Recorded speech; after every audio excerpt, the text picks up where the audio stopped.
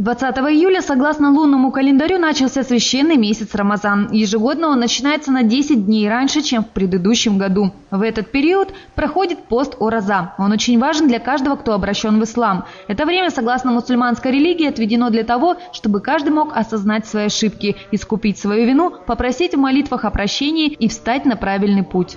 Намерение этого поста – принять пищу до восхода солнца и не есть, не пить воду, избегать этого всего целый день, то есть до заката солнца.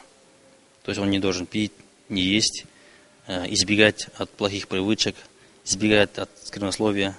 Но это само собой избегать от спиртного, от сигарет.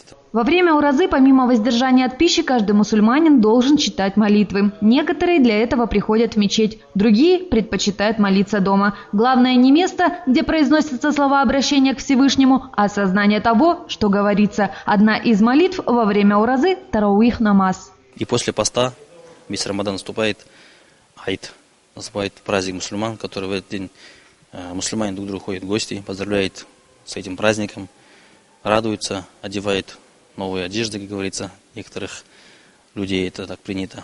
Сегодня святой месяц Рамазана. Всех жителей города Казахстана поздравляем с этим святым месяцем. Вот мы тоже пришли сегодня сюда, в мечеть. Каждый раз ходим. Мы держим, стараемся держать уразу. Вот у меня супруга с дочкой тоже держит уразу.